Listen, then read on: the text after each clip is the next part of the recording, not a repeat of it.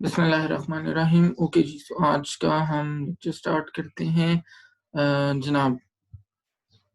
अच्छा, कल हम कैफीन सप्लीमेंट्स के ऊपर डिस्कस कर रहे थे और एंड पे एकदम से टाइमिंग थोड़ी सी मैनेज नहीं हुई थी मेरे से, तो कॉल सडनली ड्रॉप हो गई थी। अच्छा, एंड पे दो किसी ने क्वेश्चंस किए थे, आयशा बशीर और रबिया साजिद ने, if I am not wrong. तो पहले हम उन्हीं दोनों क्वेश्चन से स्टार्ट करेंगे। उससे पहले मैं थोड़ा सा एंड पे एक दो चीज़ें बतानी थी कैफीन की, जो मैंने पता नहीं बताई थी या शायद बहुत जल्दी जल्दी में बता दी थी। अच्छा जनाब, कैफीन के अंदर ये है, हम बेसिकली बात कर रहे थे एक तो क्या एक एथलीट को लेना चाहिए या नहीं लेना चाहिए। ठीक है जी। तो जो सेफ लिमिट ऑस्ट्रेलियन रिसर्चर्स ने फाइंड की है कैफीन के लिए एथलीट्स को ध्यान में रखते हुए, दैट इज 1.5 mg पर KG body weight per day. यानी कि अगर एक एथलीट का वेट 70 किलोग्राम्स है तो वो 70 into 1.5, that is what 105 milligrams per day. इतनी कैफीन वो ले सकता है और बहुत बेहतर है अगर वो उसको डिवाइडेड डोजेस में ले, यानी 2 या 3 बार में ले ले, बजाय इसके कि एक ही बार में पूरा 105 मिलीग्राम्स ले रहा हूँ। ठीक है जी। अच्छा, दूसरा मैंने ये बताया था कि कैफीन का अगर आपने बेनिफिट डिराइव करने हैं उससे मैक्सिमम, जो कि एक एथलीट के लिए हमने कल भी डिस्कस की थी, उसका अलर्टनेस है, उसका इंक्रीज इन कंसंट्रेशन है, इंक्रीज इन फोकस हो सकता है, mobilization of fatty acids from tissues हो सकता है, सो दैट उसका वो जो ग्लाइकोजन है वो ग्लाइकोजन स्पेयरिंग इफेक्ट उसको मिल रहा हो, सो ग्लाइकोजन उसकी इंटैक्ट रहेगी, फैट्स ज्यादा यूटिलाइज होगा एनर्जी को प्रोड्यूस करने के लिए। तो अगर आपने ये इफेक्ट्स डिराइव करने हैं, ये बेनिफिट्स डिराइव करने हैं, तो फिर आइडियली आपको कैफीन लेना चाहिए मिल्क के साथ, या स्किम्ड मिल्क के साथ एटलीस्ट, क्योंकि बेसिकली मिल्क जो है वो कैफीन की एब्जॉर्प्शन को स्लो डाउन करते हैं और मिल्क में भी एक्चुअली जो मिल्क फैट है वो स्पेसिफिकली कैफीन की एब्जॉर्प्शन को स्लो डाउन करता है। ठीक है, और दैट मीन्स सिंपली कि ब्लैक कॉफी ज्यादा बेहतर है इन इफेक्ट्स को प्रोड्यूस करने के हवाले से मैं बात कर रहा हूँ, compare to regular milk coffee जो होती है। साइड इफेक्ट्स में हमने कहा था एंजाइटी हो सकती है, स्लीपलेसनेस हो सकती है, फ्रीक्वेंट यूरिनेशन हो सकती है, ट्रेम्बलिंग हो सकती है। अच्छा, कुछ साइड इफेक्ट्स को डिसअप्रूव किया है रिसर्चर्स ने, जैसे कि काफी बार ये कहा जाता है कि अगर कैफीन आप लेते हैं बहुत ज्यादा तो आपको हाइपरटेंशन हो सकती है या बोन मिनरल लॉस आपका हो सकता है। हाँ, ये ज़रूर रिसर्चेस में देखा गया है कि अगर जो लोग कैफ़ीन बहुत ज़्यादा लेते हैं, उनका कोलेस्ट्रॉल लेवल्स हाई हो सकते हैं due to certain fats present in coffee. और ये वाले जो फैट्स हैं, ये बॉइल्ड कॉफ़ी में ज़्यादा होते हैं कंपेयर टू इंस्टेंट कॉफ़ी या फ़िल्टर कॉफ़ी जो हम नॉर्मली पी रहे होते हैं। बॉइल्ड कॉफ़ी में बेटे सिंपली ये होता है कि रोस्टेड बीन्स लेके उनको आप उनका पाउडर बना लेते हैं और उनको फिर आप मिक्स करते हैं बॉइलिंग वाटर में। जो नॉर्मली घर में हम बना के पीते हैं वो ज़ाहिर है हम उसके अंदर कॉफ़ी को बॉयल नहीं कर रहे होते, उसको जस्ट हम मिक्स कर रहे होते हैं कॉफ़ी को लेके। ठीक है, तो वो ज़्यादा बेटर है। वैसे भी बॉइल्ड कॉफ़ी के अंदर समटाइम्स ये भी होता है कि कुछ कंपाउंड्स का ओवर एक्सट्रैक्शन हो जाता है और उसकी वजह से आपको वो टेस्ट ज़रूरत से ज़्यादा बिटर भी लगता है, तो वो बहुत प्लेजेंट फीलिंग नहीं होती है। ठीक है, तो instant coffee is a better option. अच्छा, बिफोर मूविंग फर्दर, जो क्वेश्चंस थे बेटे आयशा के और रबिया साजिद के, वो दोनों आप कर लो, या और भी किसी का अगर कोई क्वेश्चन है तो वो आप कर लो फिर, ताकि हम आगे चलें।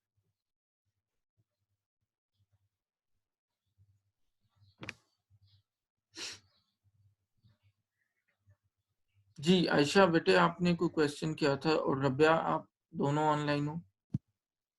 सर मेरा ये क्वेश्चन था कि जो ओल्ड एज लोग होते हैं उनकी कॉग्निटिव एबिलिटीज जो है वो डिक्लाइन पे होती हैं, तो क्या कॉफी ये कैफीन जो है वो उसको मतलब किसी तरह इंक्रीज कर सकती है कि नहीं? कर सकती है, कर सकती है बेटे। ये एथलीट्स के केस में भी हमने रिसर्चेस में यही देखा है कि कर सकती है। लेकिन हम जब भी किसी चीज की बात करते हैं ना, तो हम हमेशा होलिस्टिकली देखते हैं। अच्छा, ओल्ड एज में प्रॉब्लम ये है कि अगर ऑन वन हैंड वो अलर्टनेस इंक्रीज कर रही होगी, कॉग्निटिव एबिलिटीज को बेटर कर रही होगी, तो दूसरी तरफ उसका डायरेटिक इफेक्ट देखो कितना ज्यादा होगा। जैसे जैसे हम एज करते हैं हमारे ऑर्गन्स की फंक्शनिंग डिक्लाइन पे जाती है, ठीक है। So is the case with our kidneys. तो अब जनाब अगर ओल्ड एज में लेट से हम किसी को ये रिकमेंड करें कि जनाब आप अपनी कॉग्निटिव एबिलिटीज को इम्प्रूव करने के लिए आप क्या यूज किया करें, आप कॉफी या टी या कैफीन किसी भी फॉर्म में आप यूज किया करें, लेकिन उसके अंदर डायरेटिक इफेक्ट कम अमाउंट्स पे भी अचीव हो जाता है। यानी हम वैसे कह रहे हैं ना 300 मिलीग्राम्स तक आप ले सकते हैं दिन में, लेकिन ओल्ड एज में अगर आप 150 टू 200 मिलीग्राम्स भी लेते हैं तो वहां पे भी, क्योंकि आपकी बॉडी के जो ऑर्गन्स हैं वो उतना वेल फंक्शन नहीं करते, तो आपका डायरेटिक इफेक्ट ज्यादा आना शुरू हो जाता है। तो अब फिर हमें जाहिर है वे करना पड़ेगा, कंपेयर करना पड़ेगा कि क्या कॉग्निटिव एबिलिटीज वाला इफेक्ट इम्प्रूव होना ज्यादा बेटर ऑप्शन है, या डिहाइड्रेशन होना या फ्रीक्वेंट यूरिनेशन होना ज्यादा खतरनाक ऑप्शन। ठीक है, तो फिर होलिस्टिकली स्पीकिंग हम देखेंगे। तो मेरा पर्सनल इसके अंदर टेक ये है कि it can promote too much hydration in old age, too much dehydration in old age. ठीक है, तो फिर उस हिसाब से रिकमेंड करना बहुत स्मार्ट चॉइस नहीं। ठीक है जी। रबिया, रबिया साजिद बेटा आपका क्वेश्चन था कल।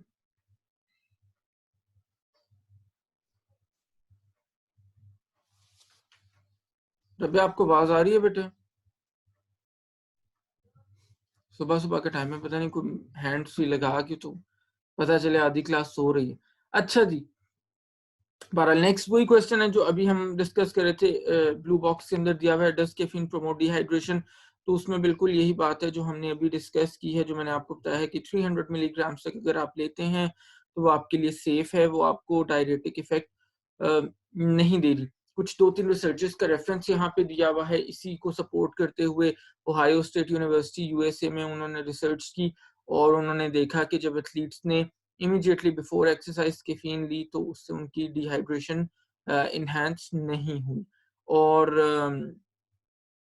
देयर वर 6 साइक्लिस्ट्स, उन्होंने स्पोर्ट्स ड्रिंक कंज्यूम किया, एक ग्रुप ने विद कैफीन एक ग्रुप ने without caffeine during 3 hours cycling.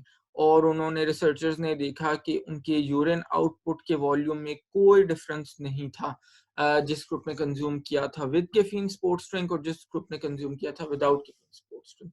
इसी तरह जनाब एक थर्ड रिसर्च का रेफरेंस दिया हुआ है, जब 18 healthy man consumed 1.7 litres of different types of fluids, और जिस एक फ्लूइड में कैफीन प्रेजेंट था उस ग्रुप के अंदर कोई ज्यादा यूरिन आउटपुट नहीं उनको नजर आया रिसर्चर्स को। तो उन्होंने यही कंक्लूड किया बाय एंड लार्ज कि 300 मिलीग्राम तक अगर आप पर डे कैफीन लेते हैं तो आपका डिहाइड्रेशन को वो प्रमोट नहीं कर रहा होता। ठीक है जी, किसी का कोई क्वेश्चन है यहां तक तो please ask me.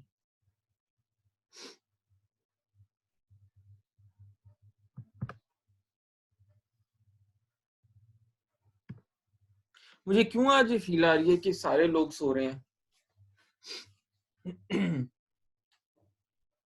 No sir, हम जाग रहे हैं। अच्छा ओके, दैट्स गुड, शुक्र मैंने एक आधा तो किसी की आवाज सुनी, ठीक हो गया बेटे। अच्छा जी, नेक्स्ट सप्लीमेंट पे हम चलते हैं, that is CLA supplements, conjugated linoleic supplements. अच्छा, ये बहुत बड़ा वेस्ट में भरा पड़ा है इस वक्त बेटे। सीएलए सप्लीमेंट्स की मार्केट बहुत बहुत ज्यादा बड़ी है और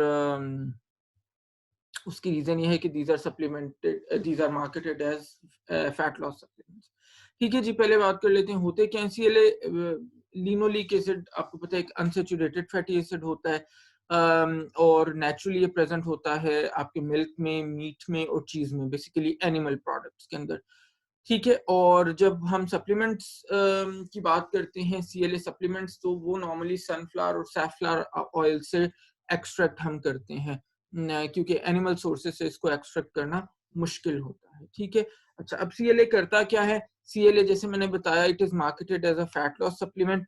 और थियरी क्या है, मोड ऑफ एक्शन क्या है? बेसिकली इसके अंदर ये ख्याल है कि जनाब बेसिकली स्टिमुलेट करता है लाइपेज एंजाइम को, और आपको पता है लाइपेज एंजाइम क्या करता है, फैट्स को ब्रेक डाउन करता है ना, ठीक है।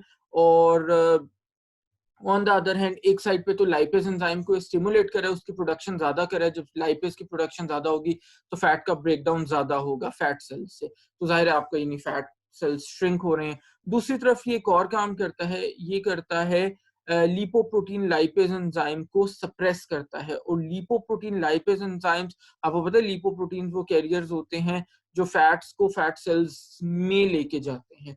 तो लिपोप्रोटीन लाइपेज एंजाइम को जो जब सप्रेस करेगा तो इसका मतलब है जो फैट सेल्स में जा रहे हैं वो कम जाएंगे। तो इन्हीं दोनों डुअल एक्शन है इसका, एक तो उस एंजाइम को, लाइपेज एंजाइम को ये स्टिमुलेट कर रहा है, सपोर्ट कर रहा है उसकी प्रोडक्शन जो बॉडी में फैट्स को ब्रेक डाउन करता है, जो फैट्स को फैट सेल से रिमूव करता है। ऑन द अदर हैंड ये लिपोप्रोटीन लाइपेज एंजाइम को बेसिकली सप्रेस करता है, और इस एंजाइम का क्या काम होता है, ये फैट्स को फैट सेल्स की तरफ लेके जाता है। तो डुअल इफेक्ट है इसका इस तरह से। अच्छा जी, अब एविडेंस क्या है इस बारे में? Most of the initial research on CLA has been done using animal studies. Studies with human models have produced mixed results. अच्छा, कुछ स्टडीज से हमें ये सामने आया है कि अच्छा जब सीएलए सप्लीमेंट्स हमने एनिमल मॉडल्स को दिए तो उनके फैट लेवल्स रिड्यूस हुए। जैसे हम हर सप्लीमेंट के साथ पढ़ें, कुछ ऐसी स्टडीज भी यहीं पे आपकी बुक में भी रेफरेंस दिए हुए हैं, ऐसी स्टडीज भी कुछ हुई हैं जहां पे उन्होंने देखा कि जी सीएलए सप्लीमेंट्स दें या ना दें कोई फैट लेवल्स के ऊपर फर्क नहीं पड़ा। रेफरेंस के तौर पे एक नॉर्वेजियन स्टडी का रेफरेंस है यहाँ पे, जहाँ पे उन्होंने देखा कि ह्यूमन सब्जेक्ट्स के अंदर स्टडी की 20% रिडक्शन हुआ उनके बॉडी फैट के अंदर जब उन्होंने 3 grams per day CLA supplements लिए 3 मंथ्स के लिए।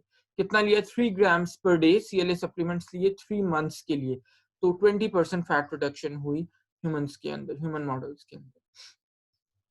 अच्छा, फिर इसी तरह जनाब एक और रिसर्च का रेफरेंस है कि उन्होंने एथलीट्स को सीएलए सप्लीमेंट्स दिए, स्पेसिफिकली वेट लिफ्टर्स को, और उन्होंने ये देखा कि फैट लॉस तो ज्यादा नहीं हुआ लेकिन उनकी जो स्ट्रेंथ थी वो बेसिकली इंक्रीज हुई वेट लिफ्टर्स की, ठीक है। एक थर्ड स्टडी का रेफरेंस है जहां पे उन्होंने बिगिनर बॉडी बिल्डर्स को 6 वीक्स के लिए सीएलए सप्लीमेंट्स दिए, और उन्होंने देखा कि उनका जो टोटल मसल मास था और ओवरऑल स्ट्रेंथ थी, ये दोनों चीजें इंक्रीज हुई, ठीक है। Does an athlete need CLA supplements? अच्छा, सीएलए सप्लीमेंट्स में रिड्यूस द बॉडी फैट,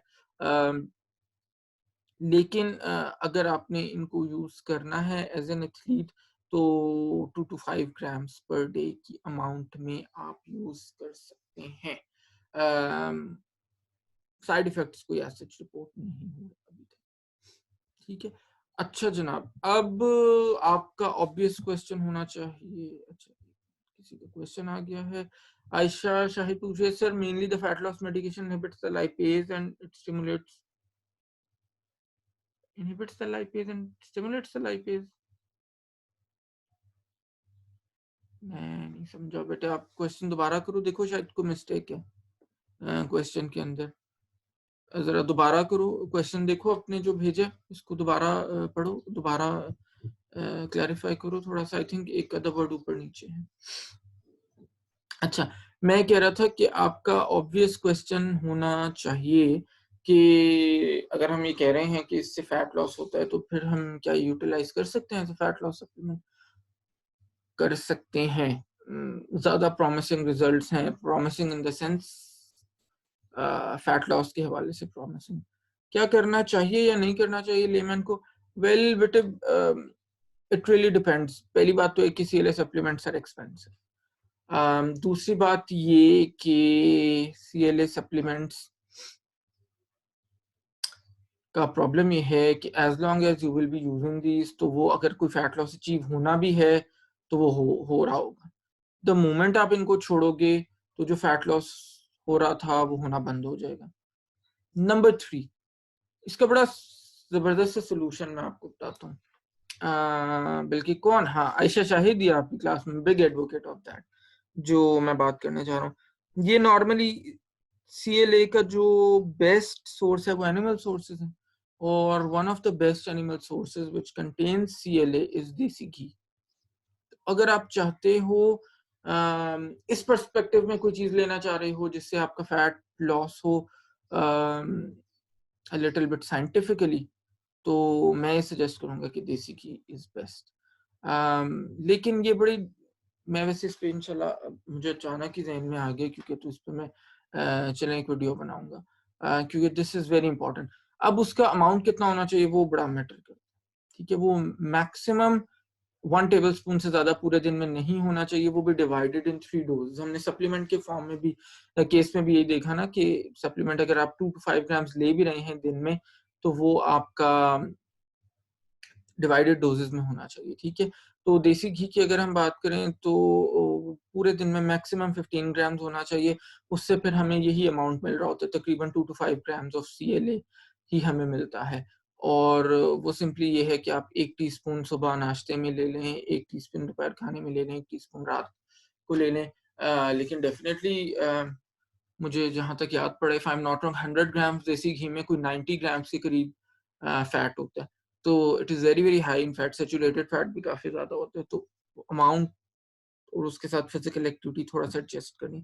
बहरहाल वो एक और टॉपिक है, उससे हम इंशाल्लाह डिटेल से बात करेंगे। अच्छा जी, नेक्स्ट जो हमारे सप्लीमेंट्स हैं दैट इज क्रिएटिन सप्लीमेंट्स। अच्छा, क्रिएटिन की हमने बात एक्सरसाइज के चैप्टर में भी बड़ी डिटेल से की थी। क्रिएटिन आपको पता है बेसिकली है क्या? दिस इज अ प्रोटीन जो नेचुरली 3 अमीनो एसिड से बनता है, अर्जिनिन, ग्लाइसिन एंड मिथ्योनिन। ये ऑलरेडी आप पढ़ चुके हो if you recall the knowledge from the second chapter इस बुक का। और ये नेचुरली प्रेजेंट होता है फिश और मीट के अंदर भी, ठीक है। और वहीं से एक्सट्रैक्ट करके इसके हम सप्लीमेंट्स भी बना रहे होते हैं, ठीक है। दोनों तरह से सप्लीमेंट्स में ये होता है। ये बेसिकली सिंगल सप्लीमेंट भी मिलता है, जस्ट क्रिएटिन सप्लीमेंट्स बहुत कॉमनली जिम गोअर्स, हर जिम गोअर शायद मेरा ख्याल है पाकिस्तान में यूज कर रहा होता है क्रिएटिन सप्लीमेंट्स। और जनाब ऐसे सप्लीमेंट्स में भी एडेड होता है जो ऑल इन वन के नाम से आते हैं, यानी कि जिसमें और भी इंग्रेडिएंट्स और भी चीजें एडेड होती हैं, ठीक है।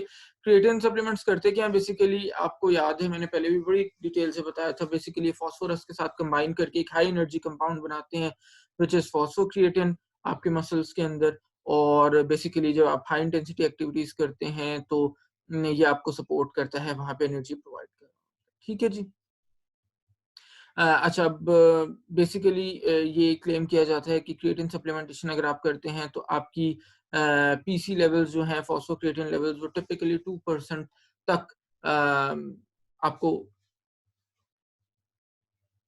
यानी आपकी इंक्रीज कर जाते हैं। फॉस्फोक्रिएटिन यानी 2% इंक्रीज कर जाती है अगर आप क्रिएटिन को सप्लीमेंटेशन की फॉर्म में लेते हैं, ठीक है। और उससे फायदा क्या होता है कि जाहिर है जो आपकी फटीग जल्दी सेट इन होनी थी, वो आपके पास एक एडिशनल कंपाउंड्स एनर्जी के सोर्सेज आ गए हैं बॉडी में, तो वो आपकी फटीग देर से सेट इन होगी, ठीक है जी।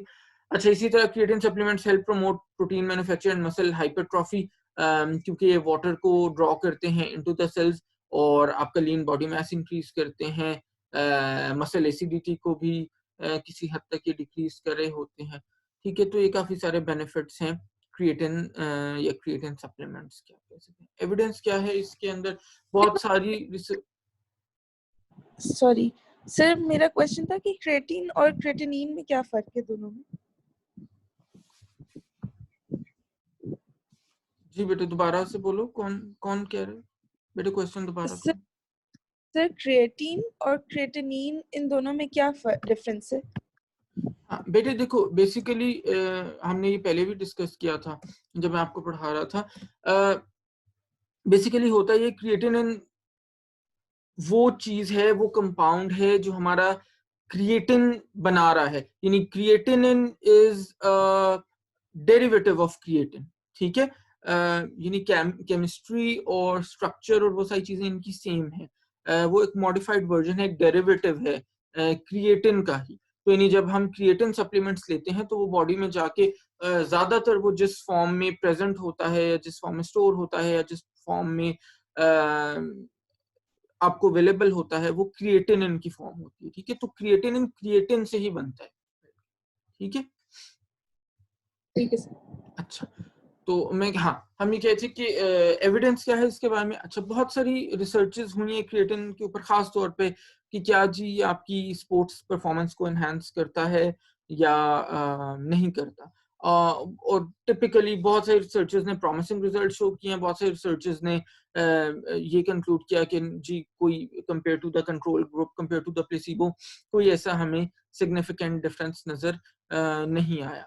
ठीक है, कुछ रिसर्चर्स के रेफरेंसेस भी दिए हुए हैं यहाँ पे, जैसे फॉर एग्जांपल ओंटारियो का एक रेफरेंस है कैनेडियन रिसर्च का, जहाँ पे उन्होंने 12 मेल एंड 12 फीमेल्स को क्रिएटिन सप्लीमेंट्स दिए एक ग्रुप को, और एक और ग्रुप को उन्होंने प्लेसिबो दिया before a high intensity cycling test, और उन्होंने देखा कि क्रिएटिन सप्लीमेंट्स जिस ग्रुप ने लिए उनकी परफॉर्मेंस जो थी वो मेल्स में भी और फीमेल्स में भी, दोनों ग्रुप्स के अंदर वो इंक्रीज हुई जिस ग्रुप ने क्रिएटिन सप्लीमेंट्स लिए थे। इसी तरह ऑस्ट्रेलियन एक रिसर्च का रेफरेंस है, जहाँ पे उन्होंने देखा कि फुटबॉल प्लेयर्स को जब उन्होंने क्रिएटिन सप्लीमेंट्स दिए तो उनकी जो स्प्रिंटिंग टाइमिंग्स थी, भागने का जो उनका टाइमिंग था वो बेटर हुआ।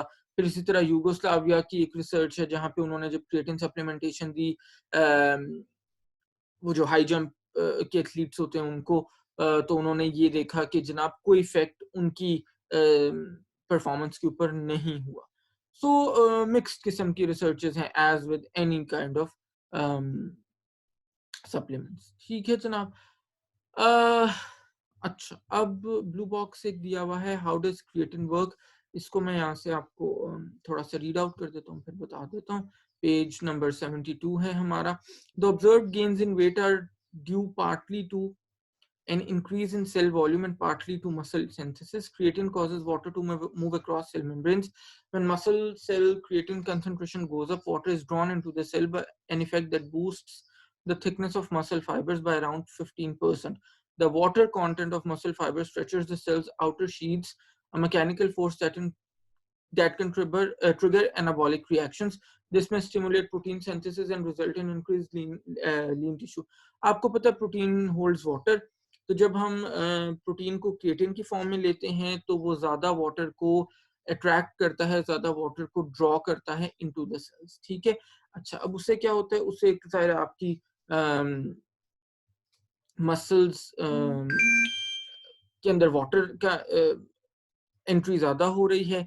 अच्छा, और उससे होता ये है जब वाटर की एंट्री ज्यादा होती है तो मसल फाइबर्स की थिकनेस इंक्रीज हो सकती है by as much as around 15%। अच्छा, अब जब ये थिकनेस इंक्रीज हो रही है तो मसल थिकनेस इंक्रीज होने के साथ साथ ये प्रोसेस बेसिकली लीड करता है towards various anabolic reactions. Anabolic आपको पता है वो वाले रिएक्शंस हैं जो बॉडी में जाके डिफरेंट सेंसेस को डिफरेंट सब्सटेंसेस को प्रोड्यूस करते हैं। जब एनाबॉलिक रिएक्शंस इंक्रीज हो रहे हैं ओवरऑल बॉडी में, तो इसका मतलब है प्रोटीन सिंथेसिस ज्यादा होने के भी चांसेस ज्यादा हैं बॉडी के। ठीक है, तो in this way it also helps the body to produce more protein। ठीक है जनाब। अच्छा, फिर वो कह रहे हैं there is less evidence for the use of creatine with aerobic based sports. Only a few lab studies have shown an improvement in performance. This is probably due to the fact that PC energy system is less important during endurance activities.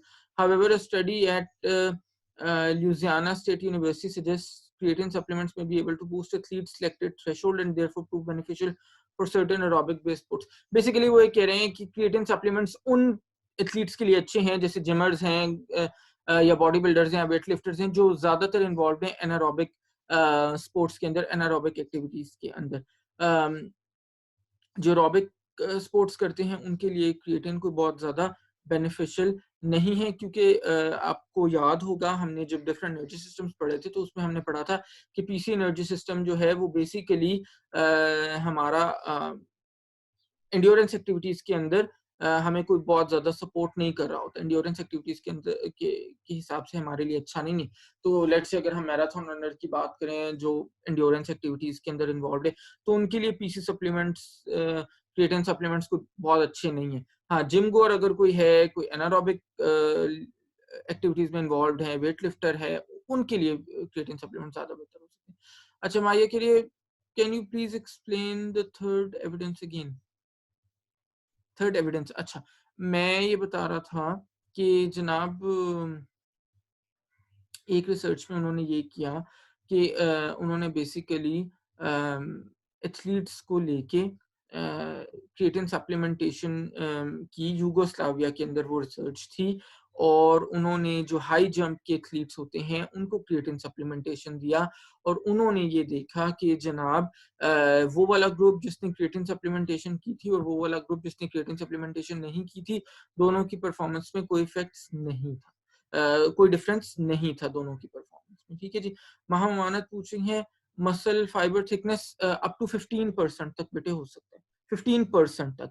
और जब muscle fibre thickness 15% तक increase करती है तो anabolic reactions होने के chances ज्यादा होते हैं। जब एनाबॉलिक रिएक्शंस होने के चांसेस ज्यादा होते हैं तो नेचुरली प्रोटीन सिंथेसिस भी एक एनाबॉलिक रिएक्शन है बॉडी के अंदर, तो इसका मतलब है प्रोटीन सिंथेसिस होने के चांसेस भी ज्यादा होते हैं। ठीक है जी। तो ये है हमारा क्रिएटिन सप्लीमेंट्स लेने के बेनिफिट्स, खास तौर पे एनारोबिक स्पोर्ट्स में। मैंने पहले भी बताया, बार बार बता रहा हूँ कि एनारोबिक स्पोर्ट्स में इसलिए क्योंकि आपको पता है एरोबिक स्पोर्ट्स के अंदर जो एंड्योरेंस स्पोर्ट्स हैं, एरोबिक स्पोर्ट्स हैं, उनके अंदर पीसी सिस्टम जो है, फॉस्फोक्रिएटिन एनर्जी सिस्टम, हमें कोई बहुत ज्यादा देर तक सपोर्ट नहीं करता।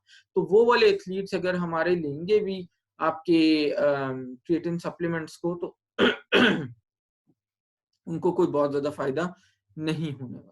ठीक है, तो ये आपने चीजें ध्यान में रखनी। अच्छा, क्या एक एथलीट को चाहिए होता है? फिर मैंने अभी इसका आंसर आपको दे दिया है। अगर आप वेट ट्रेनिंग करते हो, हाई इंटेंसिटी ट्रेनिंग करते हो, एनारोबिक एक्टिविटीज के अंदर इन्वॉल्व हो, तो फिर क्रिएटिन सप्लीमेंट्स आपकी परफॉर्मेंस को मे बी इंक्रीज कर सकते हैं। ठीक है। और वो जैसे मैकेनिज्म हमने डिस्कस किया, वो आपकी मसल फाइबर थिकनेस को इंक्रीज करके कर सकते हैं। ठीक है। लेकिन अगर आपने एरोबिक स्पोर्ट्स के अंदर आप इन्वॉल्व हो तो फिर आपको कोई रेकमेंड मैं नहीं करूंगा कि आप क्रिएटिन सप्लीमेंट्स को यूज करो। ठीक है। अच्छा, हाँ, एक और बड़ा इंपॉर्टेंट डिफरेंस है, वो आपने ध्यान में रखना है। हमने मसल फाइबर टाइप्स पढ़ी थी, फास्ट ट्विच और slow Twitch, if you remember. ठीक है। तो अब इसके अंदर ये है, क्रिएटिन के लिए ये इसलिए बड़ा इंपॉर्टेंट है कि जिन लोगों के फास्ट ट्विच मसल फाइबर्स हैं वो बेसिकली उनके अंदर क्रिएटिन ज्यादा बिल्डअप होती है। जिन लोगों के फास्ट ट्विच मसल फाइबर्स हैं वो क्रिएटिन को ज्यादा बेटर रिस्पॉन्ड करते हैं, उनके मसल्स में क्रिएटिन ज्यादा एक्यूमुलेट होती है। सो इसका मतलब ये है कि जिन एथलीट्स के स्लो ट्विच मसल फाइबर ज्यादा हैं उनको कोई बहुत ज्यादा बेनिफिट नहीं होने वाला क्रिएटिन सप्लीमेंटेशन से। उन एथलीट्स को ज्यादा बेनिफिट होगा जिनके फास्ट ट्विच मसल फाइबर्स की कंसंट्रेशन ज्यादा है। और आपको याद होगा हमने डिस्कस किया था कि primarily fast Twitch muscle fibres हैं आपके, स्लो ट्विच मसल फाइबर्स हैं आपके, ये आपके जेनेटिकली आपके पास होते हैं। हाँ, कुछ एक्सरसाइज से आप थोड़ा सा उसको अपनी फेवर में उस प्रोपोर्शन को कर सकते हो, लेकिन बहुत ज्यादा डिफरेंस नहीं कर सकते। ठीक है। जिन लोगों के स्लो ट्विच मसल फाइबर्स हैं, एक काम वो ये कर सकते हैं कि वो क्रिएटिन जब भी लें उसको वो लें कार्बोहाइड्रेट्स के साथ, क्योंकि उससे फायदा ये होगा कि कार्बोहाइड्रेट इंसुलिन लेवल्स को रेज करेगा और इंसुलिन फिर बेसिकली हेल्प कर सकता है किसी हद तक क्रिएटिन की अपटेक के अंदर। तो अगर तो आपके जनाब स्लो ट्विच मसल फाइबर्स हैं तो it is much much better कि आप फिर क्रिएटिन सप्लीमेंट्स को लें अलोंग विद द कार्बोहाइड्रेट्स। कितना लेना चाहिए creatine supplements? How much creatine for an athlete? जो लोडिंग प्रोटोकॉल है क्रिएटिन का वो है basically 4 into 5 to 7 grams doses per day over a period of 5 days। यानी कि 4 into 5 to 7 का मतलब है 4 into 5 अगर हम करें 20 grams बन जाता है, और 4 into 7 अगर हम करें तो कितना 28 grams बन जाता है। तो जनाब उसके अंदर ये है कि आप ये अमाउंट 20 to 28 grams डेली आप ले सकते हैं क्रिएटिन सप्लीमेंट्स की। ठीक है जी। अच्छा, इसका लेकिन वो कह रहे हैं इस प्रोटोकॉल को फॉलो करने का एक ड्रॉबैक या डिसएडवांटेज ये है कि जनाब तकरीबन 2/3 जो आपका क्रिएटिन है, अगर आप इस तरह से लोड अप करते हैं तो वो आपका यूरिन में, क्योंकि जाहिर है किडनीज उसको मेटाबोलाइज भी करेंगे, प्रोटीन ज्यादा आ रहा है ना, सप्लीमेंट से आ रहा है तो कंसंट्रेटेड फॉर्म में आ रहा है, तो किडनीज उसको मेटाबोलाइज भी करेंगे। तो तकरीबन 66% जो आप इस फॉर्म में इस तरह से लोडिंग के थ्रू लोगे क्रिएटिन, वो आपका रिमूव हो जाएगा बॉडी में, और जो 33% है ऑलमोस्ट वो आपका मसल सेल्स में जाएगा। ठीक है। तो एक ज्यादा बेटर ऑप्शन ये है कि आप एक वक्त में स्मॉलर क्वांटिटीज लो, यानी डिवाइडेड डोजेस के अंदर इस सप्लीमेंटेशन को लो, बजाय इसके कि आप ये 20 to 25 ग्राम्स एक ही बार में, नॉर्मली लोग यही करते हैं जिम गोअर्स भी, कि एक ही सर्विंग लेते हैं एक ही बार में।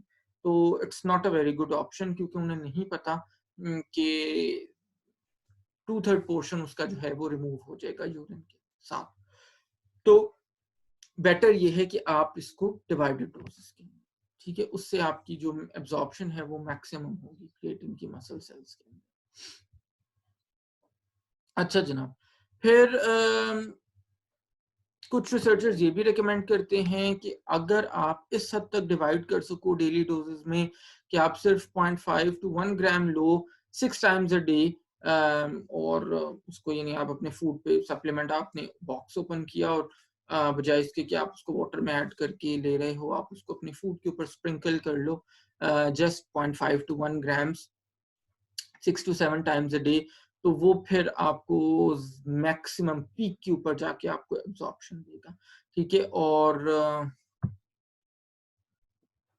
क्वेश्चन आ गया कोई, फिजा पूछ रही है why athletes with slow twitch muscle fibers should take creatine with carbohydrates बेटे इसलिए कि जब आप कार्बोहाइड्रेट्स लेते हैं तो आपकी इंसुलिन स्टिमुलेट होती है, इंसुलिन स्टिमुलेट होगी जब, तो वो इन टर्न इवेंचुअली क्या करेगी, क्रिएटिन को भी अपटेक करने में हेल्प करेगी मसल सेल्स के अंदर, ठीक है। तो इसलिए स्लो ट्विच वाले जो एथलीट्स हैं जिनके पास स्लो ट्विच मसल फाइबर ज्यादा है, उनके लिए इट्स अ बेटर ऑप्शन कि वो कार्बोहाइड्रेट्स के साथ क्रिएटिन सप्लीमेंट्स को, ठीक है जी। अच्छा, हम ये बात कर रहे थे कि अगर आप 0.5 to 1 grams per day 6 to 7 times a day, उसके अंदर फिर ये है कि आपका मैक्सिमम पीक पे एब्जॉर्प्शन हो रही होगी।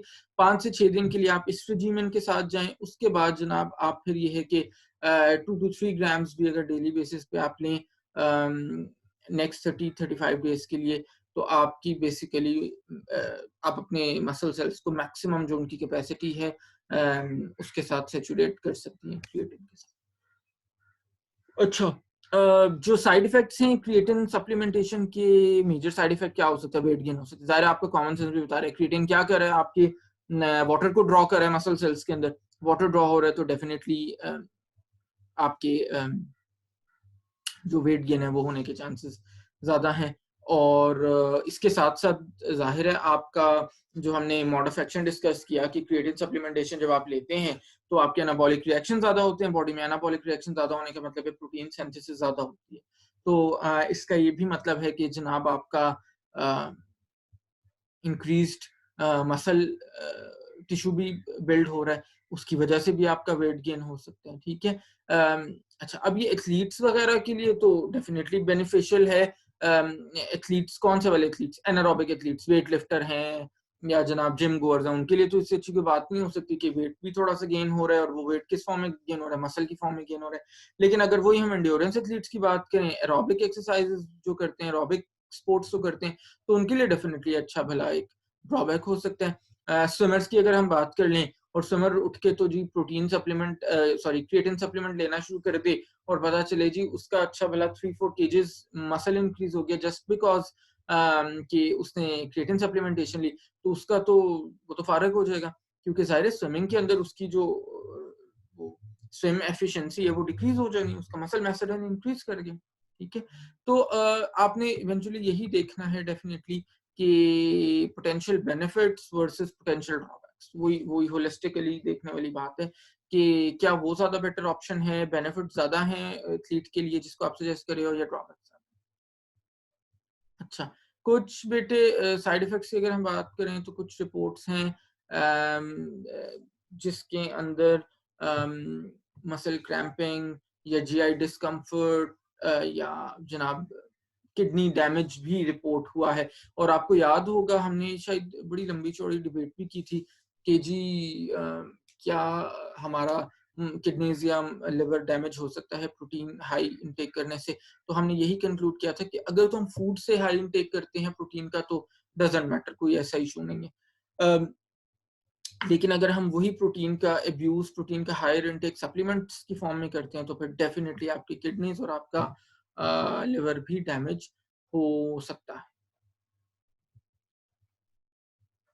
ठीक है, अच्छा, ब्लू बॉक्स है पेज नंबर 74 पे और वो कह रहा है what is the best form of creatine. अच्छा जनाब, सो जो बेस्ट फॉर्म है क्रिएटिन की वो है क्रिएटिन मोनोहाइड्रेट। क्रिएटिन मोनोहाइड्रेट वो वाली फॉर्म है जो बेस्ट एब्जॉर्प्शन आपको देती है। बेसिकली एक वाइट पाउडर होता है जो वाटर में इजीली डिसॉल्व हो जाता है, टेस्टलेस होता है, ये भी इसका बेनिफिट है, ज्यादा कंसंट्रेटेड होता है, कम एक्सपेंसिव होता है, और जाहिर है आपको नाम से पता चल रहा है क्रिएटिन मोनोहाइड्रेट, तो इसका मतलब है क्रिएटिन का एक मॉलिक्यूल अटैच्ड है एक मॉलिक्यूल ऑफ वाटर के साथ। ठीक है जी, क्रिएटिन बहुत सारी फॉर्म्स में आता है, क्रिएटिन सीरम की फॉर्म में आता है, क्रिएटिन सिट्रेट की फॉर्म में आता है, क्रिएटिन फॉस्फेट की फॉर्म में आता है, लेकिन ये है कि ये जो क्रिएटिन मोनोहाइड्रेट है इसके बेनिफिट्स मैंने आपको बता दिए, इजीली डिसॉल्व होता है, रिलेटिवली लेस एक्सपेंसिव है, ज्यादा कंसंट्रेटेड है, ये सारी चीजें। लास्ट जो आज हम डिस्कस करेंगे वो है can muscle creatine levels be enhanced further. अच्छा, कुछ स्टडीज ने ये शो किया है कि इंसुलिन अगर आप जैसे हमने अभी रिकमेंड भी किया स्लो ट्विच वाले एथलीट्स के लिए, इंसुलिन अगर आप लेते हैं क्रिएटिन के साथ तो वो फिर आपकी मसल सेल्स की कैपेसिटी को इंक्रीज कर देता है to take up more creatine. हाँ, ये हमें अभी नहीं पता कि एग्जैक्टली कितनी अमाउंट आपको कार्बोहाइड्रेट्स के साथ लेनी चाहिए, लेकिन जो एस्टिमेट्स हैं जो डिफरेंट डिफरेंट रिसर्चेस में उन्होंने देखा है वो ये कह रहे हैं कि जब आप एक सर्विंग लेंगे क्रिएटिन की तो आप उसके साथ 35 ग्राम से लेके 100 ग्राम्स तक आप ले सकते हैं कार्बोहाइड्रेट्स, तो आपकी उसकी एब्जॉर्प्शन को इंक्रीज कर देगा। अच्छा, कुछ रिसर्चर्स ने कहा है कि आप क्रिएटिन जब ले रहे हैं तो या तो खाने के साथ लें या खाने के फौरन बाद लें, क्योंकि वो ज़ाहिर है पोस्ट मील आपका जो इंसुलिन में सर्ज आता है, राइज आता है, वो फिर आपको हेल्प करेगा क्रिएटिन को मसल सेल्स में मैक्सिमम लेके जाने के लिए। और जैसे अभी हमने बता दिया कि क्रिएटिन मोनोहाइड्रेट बेस्ट फॉर्म है क्रिएटिन का, तो वो अगर मोनोहाइड्रेट वाला सप्लीमेंट आप लेंगे तो आपके लिए बहुत अच्छा है। इसी तरह इमीडिएटली आफ्टर एक्सरसाइज भी क्रिएटिन का अपटेक ज़्यादा होता है, सो अगर आप पोस्ट एक्सरसाइज मील में अपना क्रिएटिन को ऐड कर लेंगे तो वो भी बड़ा अच्छा है। कैनेडियन रिसर्चर्स ने सजेस्ट किया है कि जब अल्फा लिपोइक एसिड हम देते हैं क्रिएटिन के साथ तो वहाँ पे क्रिएटिन की एब्जॉर्प्शन मैक्सिमम होती है। ठीक है, और इसी तरह ये भी रिसर्चर्स ने देखा है कि वे प्रोटीन के साथ जब क्रिएटिन को देते हैं तो आपका मस्कुलर स्ट्रेंथ इवन ज़्यादा होती है। ठीक है, तो डिफरेंट डिफरेंट रिकमेंडेशंस हैं जो क्रिएटिन के हवाले से लोगों ने दी हुई है। ठीक है, will I lose strength when I stop taking creatine supplements. 1 minute से कम रह गए, मेरा ख्याल है इसको हम फिर नेक्स्ट टाइम करेंगे। वैसे लास्ट छोटी सी चीज थी, इसके बाद हम नेक्स्ट सप्लीमेंट पे चले जाएंगे। 1 मिनट से कम रह गया है, होपफुली आज क्वेश्चन मैंने साथ साथ ले लिए थे तो कोई प्रॉब्लम नहीं है। बहुत सारे लोग नहीं देख रहे, 37 पार्टिसिपेंट्स हैं अभी भी, तो CRGR मेक श्योर बेटे कि वो देखें।